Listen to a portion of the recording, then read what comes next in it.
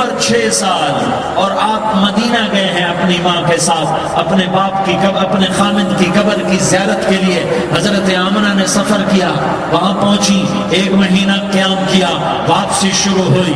ابوا کے مقام پر 3 افراد، ام ایمن، میرا نبی، میرے نبی کی ماں، 3 افراد۔ سن 2000 میں ابوا گیا، ابوا کے آگے جنگل میں گیا اور حضرت آمنہ کی قبر کو ڈھونڈا۔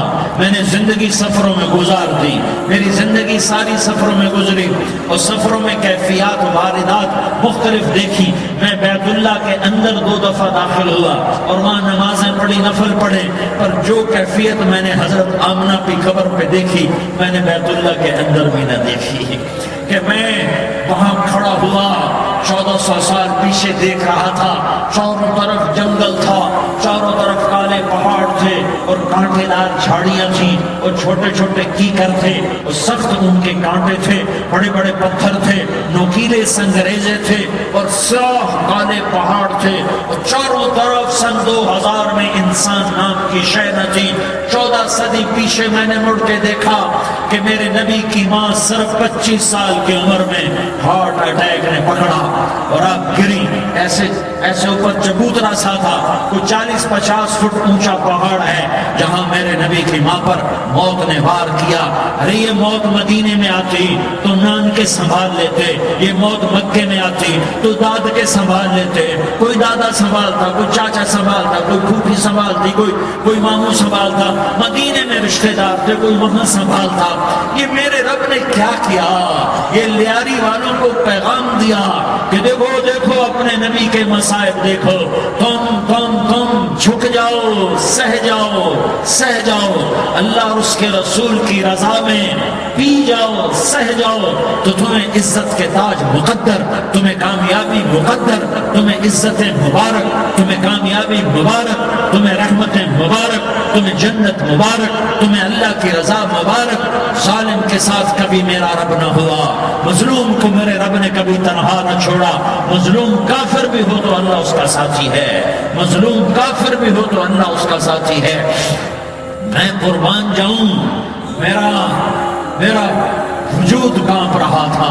یہاں میری ماں مری، میں 45 سال کا تھا، لیکن میں صدمہ نہیں بھول پایا، اور میرے نبی کی عمر تو 6 سال تھی، صرف 6 سال، اور ماں کو اٹیک ہوا اور ماں گری ہیں اور تڑپی ہیں اور پہلو بدلے اور بولا نہیں جاتا، اور اللہ کے نبی اماں کہتے ہیں، آگے جواب نہیں آتا ہے، ماتھے پہ پسینہ ہے، اور مجھے ہارٹ اٹیک ہوا۔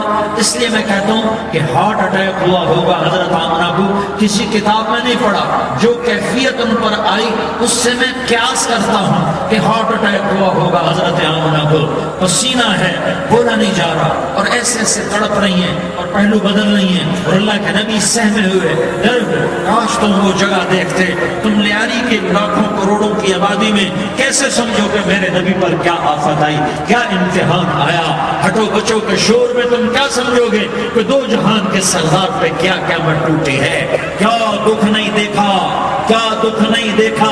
ارے دکھی بن کے مر جاؤ، تمہیں جنت کی بشارت ہو، تمہیں کامیابیاں مبارک ہو۔ ظالم بن کے نہ مرنا، ظالم بن کے نہ مرنا، ورنہ موت کا ایک درد تمہیں ہر کچھ بھلا دے گا، موت کا ایک جھٹکا سب کچھ بھلا دے گا، قبر کے اندھیر کوٹھڑی سب کچھ بھلا کے رکھ دے گی۔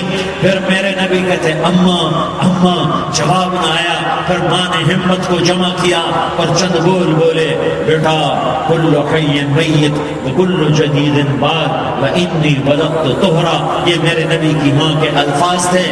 بیٹا ہر جوانی نے ڈھلنا ہے اور ہر زندہ نے مرنا ہے۔